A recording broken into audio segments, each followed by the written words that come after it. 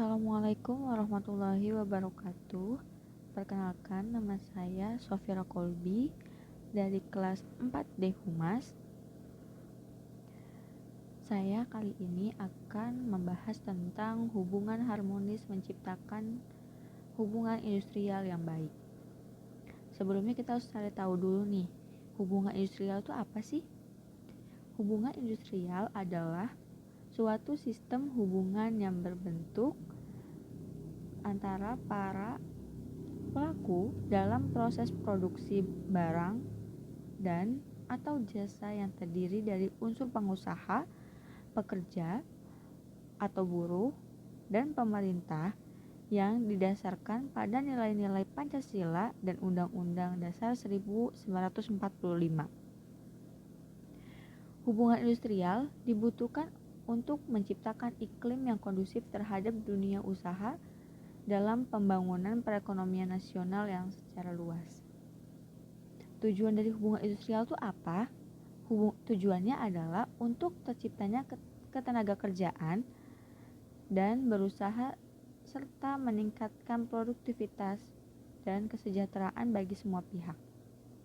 Hubungan industrial akan mengatur syarat kerja yang terdiri hak dan kewajiban dari masing-masing pihak untuk mewujudkan kondisi yang aman dan dinamis. Suatu perusahaan harus memelihara hubungan yang baik dengan semua pihak yang berhubungan dengan perusahaan, seperti stakeholder maupun shareholder.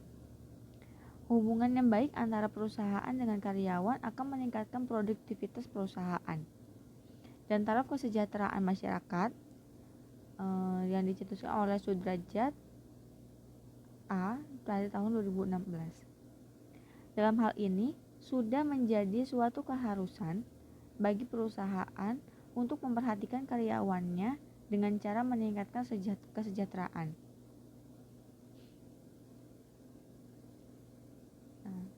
Dari sini kita bisa mengetahui kesejahteraan karyawan itu ternyata tidak hanya dipengaruhi oleh imbalan memadai yang diberikan oleh perusahaan, tetapi oleh faktor lain juga ada, yaitu hubungan industrial yang merupakan hasil dari hubungan antara majikan atau bos atau manajernya dengan para karyawan di perusahaan, di mana adanya hubungan atau interaksi yang melibatkan antara pekerja, pengusaha, dan pemerintah dalam penyelenggaraan suatu organisasi atau pengusaha atau perusahaan, di mana pihak yang paling berkepentingan atas keberhasilan perusahaan dan berhubungan langsung sehari-hari adalah pengusaha atau manajemen dan pekerja. Selanjutnya, bagaimana sih cara memelihara hubungan industrial yang bisa dirangka oleh keseluruhan manajemen?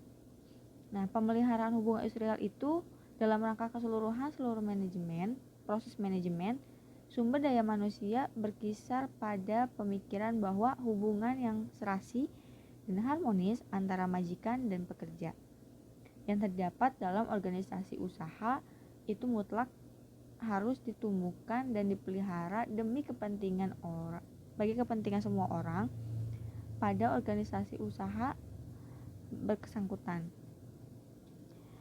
Kalau kurang berhasil memelihara hubungan yang harmonis akan berakibat terjadinya kerugian bagi banyak pihak, terutama bagi pihak majikan dan pekerja-pekerja yang bersangkutan.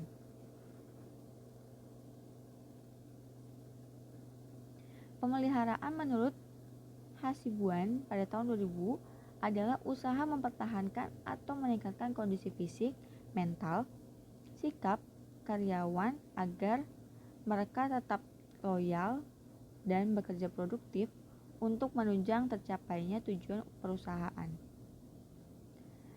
Nah, dari sini kita bisa tahu nih kalau emang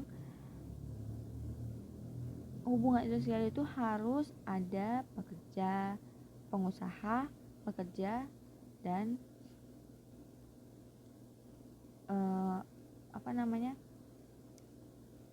bagaimana cara memelihara hubungan industrial itu. Dengan begitu, jika tidak ada hubungan antara pekerja dan karyawan dengan baik, maka akan terjadinya hubungan industrial yang tidak baik juga.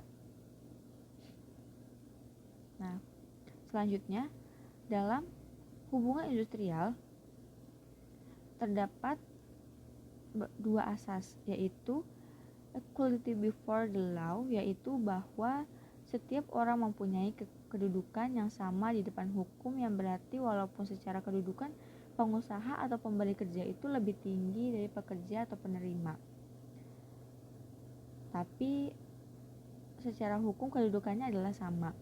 Dan ada equality and equity, yaitu equality and equity, yaitu hubungan industrial dapat terciptanya bila dilandasi asas kesetaraan dan keadilan.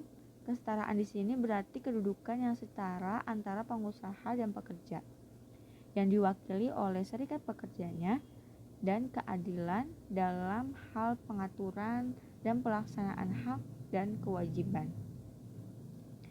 Nah, salah satu kunci keberhasilan dalam menciptakan 95% masalah hubungan industrial adalah karena bisa menempatkan komunikasi dengan baik. Tidak adanya miskomunikasi, tidak adanya misunderstanding, pokoknya bisa mengefektifkan komunikasi itu sendiri.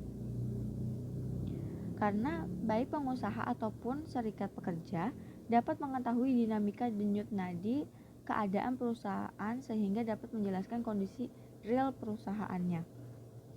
Dan ada juga prinsip-prinsip kemitraan dalam hubungan industrial, yaitu partner in the production, yaitu pengusaha menyediakan lahan, fasilitas, material, dan modal, sedangkan pekerja menyediakan pikiran dan tenaga untuk berproduksi. Nah, prinsip kemitraan ini biasanya dapat dilakukan dengan baik.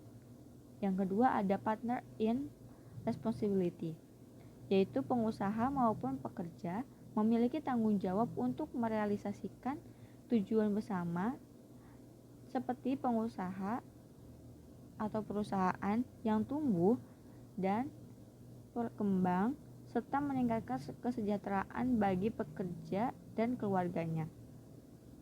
Nah, prinsip yang ini umum banget, jadi ini bisa dilaksanakan oleh kedua belah pihak, walaupun juga tidak sedikit yang gagal melaksanakannya.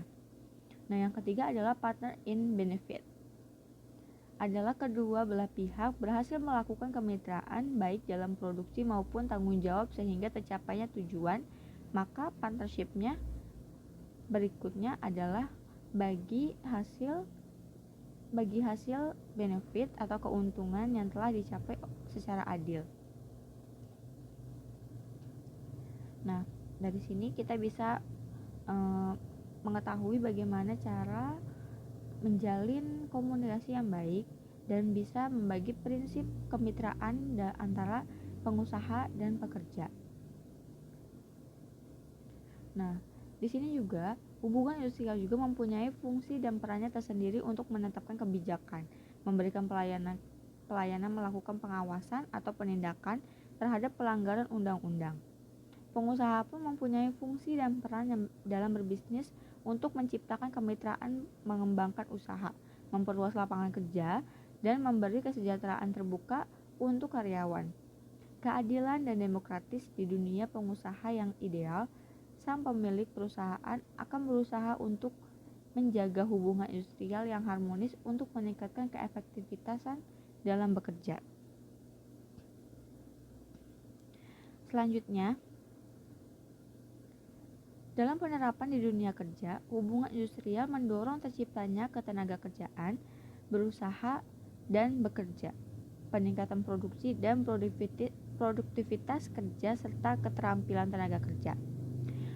Hubungan industrial yang harmonis, sistem hubungan antara para pihak dalam proses produksi baik oleh pengusaha, karyawan, dan pemerintah merupakan salah satu faktor penting untuk meningkatkan kondisi kerja kualitas produksi, dan daya saing.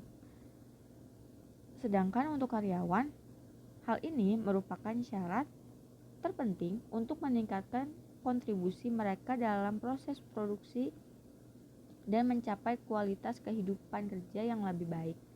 Hanya dalam hubungan industrial yang harmonis dan damai, pengusaha dan karyawan dapat bekerja sama dalam kemitraan. Fokus pada mempertahankan loyalitas pelanggan, memaksimalkan nilai tambah, dan mempertahankan daya saing perusahaan mereka di pasar global. Nah, di sini saya akan menunjukkan skema proses menuju ketenagaan kerja dan berusaha. Nah, di sini ada penjelasannya. Dalam skema proses menuju ketegangan kerja dan berusaha, sudah dijelaskan bahwa hubungan kerja dan hubungan industrial sangat diperlukan untuk menjadi komunikasi yang intensif untuk mengatur berbagai aspek yang belum diatur. Komunikasi intensif untuk membuat perjanjian kerja bersama PKB. Perjanjian kerja bersama itu bisa disingkat PKB. Untuk menciptakan keadilan dan tanggung jawab bersama. Komunikasi intensif juga untuk membina dan saling percaya terhadap pilar hubungan industrial dari semua yang ada di bagian di atas. Bagian yang sebelumnya adalah untuk menuju ketegangan kerja dan berusaha. Unsur-unsur di atas, unsur-unsur sebelumnya yang sudah saya jelaskan itu sangat penting dan vital.